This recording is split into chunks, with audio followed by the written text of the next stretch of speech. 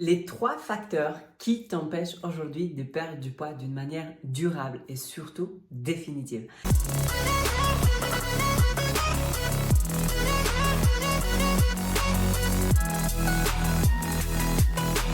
Donc reste avec moi jusqu'à la fin de cette vidéo. Tu vas voir, le troisième facteur va certainement te surprendre.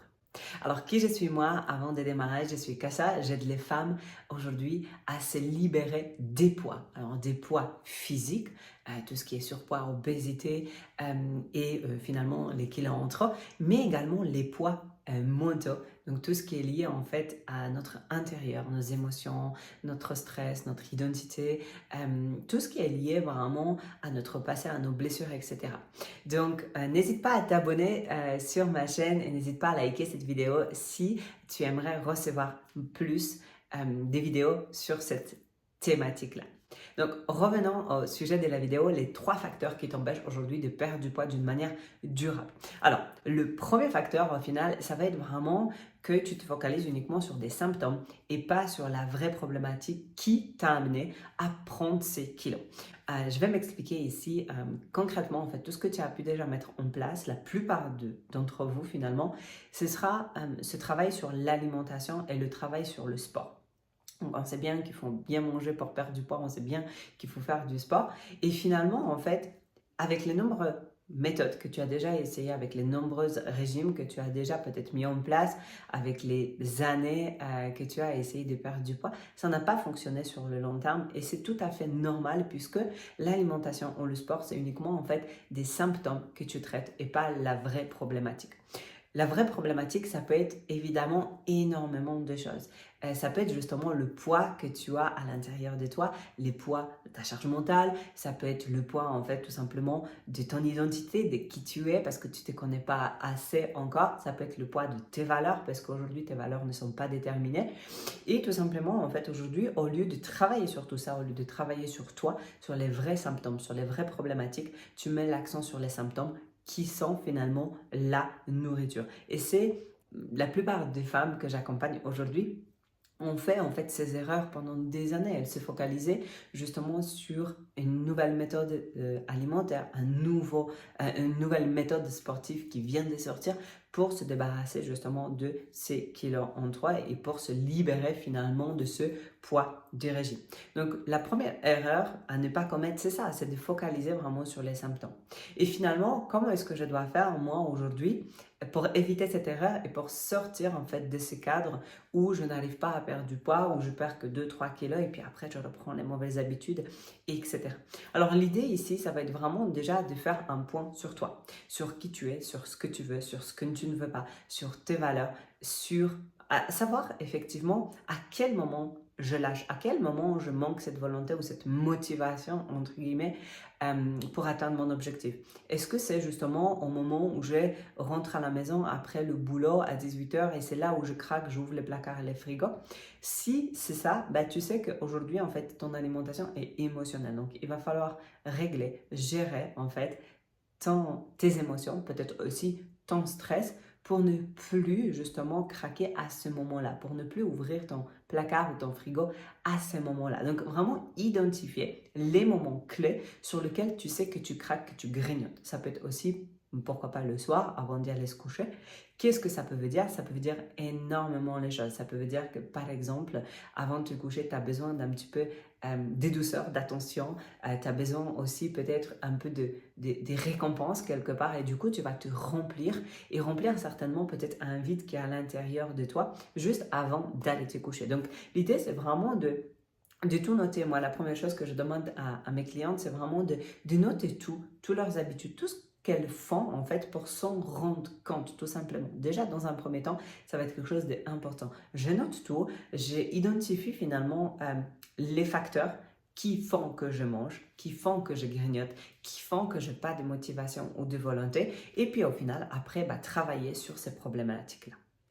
Alors, le deuxième facteur sur lequel aujourd'hui tu dois te plus focaliser finalement, c'est vraiment cet aspect de la nourriture. C'est-à-dire que l'idée aujourd'hui pour que tu puisses avoir des résultats concrets, durables sur le long terme, c'est plus faire des choses pour perdre du poids. Donc, je vais m'expliquer un petit peu parce que c'est, voilà, je dois perdre du poids, mais je ne dois pas me focaliser sur la perte de poids. Mais non, en fait, parce que si aujourd'hui, tu fais uniquement un type d'alimentation, peu importe, un régime, un rééquilibrage alimentaire ou autre chose, une méthode vraiment concrète pour perdre du poids, eh bien, qu'est-ce qui va se passer quand tu auras atteint ton objectif? Eh bien, la plupart du temps, en fait, tu vas revenir sur tes vieilles habitudes, tu vas revenir sur ton alimentation dite normale. Pourquoi? Parce que tu le fais dans un but unique de perdre du poids.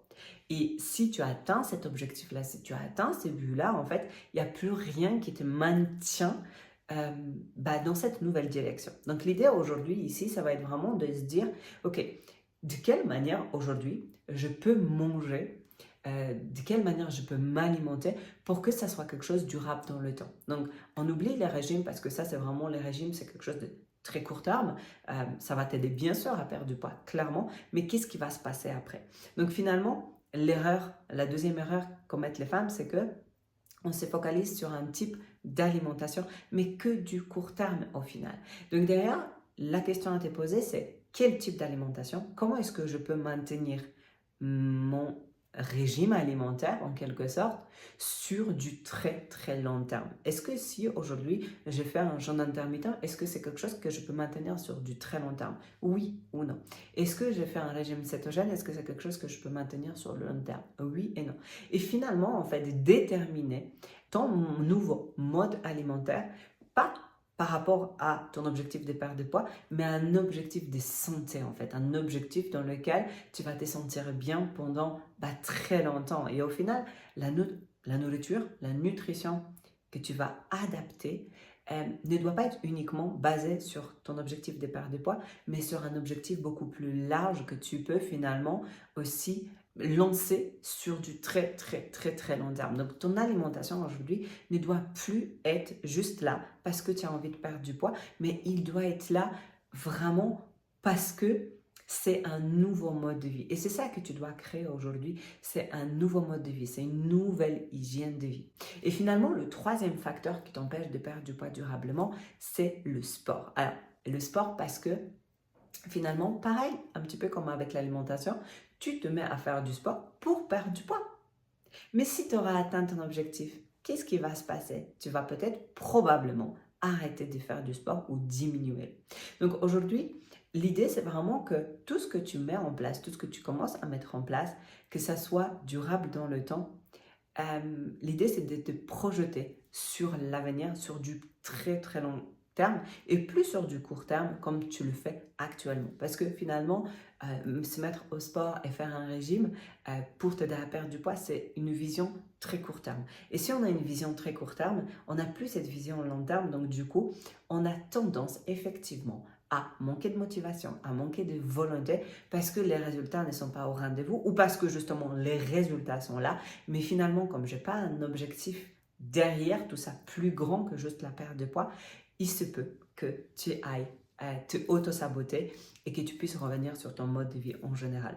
Donc, pour résumer un petit peu tout ça, l'idée aujourd'hui, c'est vraiment de ne plus être dur avec toi, de ne plus te donner justement des objectifs qui sont difficiles et qui vont aller droit dans la frustration, dans la privation.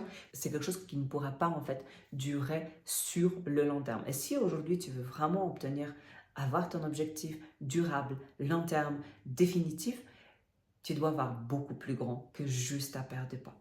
Ta perte de poids, et c'est ce que j'apprends aujourd'hui dans l'accompagnement, c'est vraiment quelque chose que tu dois voir un peu en deuxième plan. C'est-à-dire que l'idée, c'est de reprendre le contrôle de ton corps, reprendre le contrôle peut-être de tes émotions, de ton stress, reprendre le contrôle de toi, de ta vie, pour que ta perte de poids, ça sera quelque chose de beaucoup plus naturel, de beaucoup plus doux. Mais pour faire ça, il va falloir faire un gros travail effectivement sur toi, faire de la rétrospection finalement de ta vie pour voir où est-ce que se trouvent des lacunes, où est-ce que, c'est quoi mes bagages, mes blocages finalement qui m'empêchent aujourd'hui d'arriver à atteindre cet objectif sur le long terme.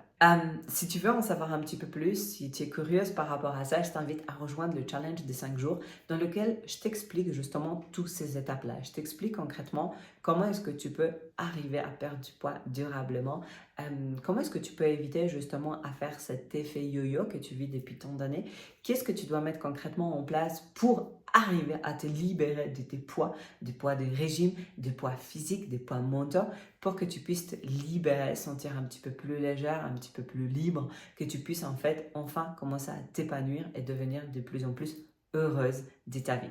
Donc, comment est-ce qu'il faut faire? Tu trouveras le lien dans la description de cette vidéo. Et n'hésite pas, voilà, encore une fois, de t'abonner, de liker, de commenter cette vidéo si tu veux en recevoir davantage de vidéos sur cette thématique justement. Donc, je te dis à très bientôt. Salut!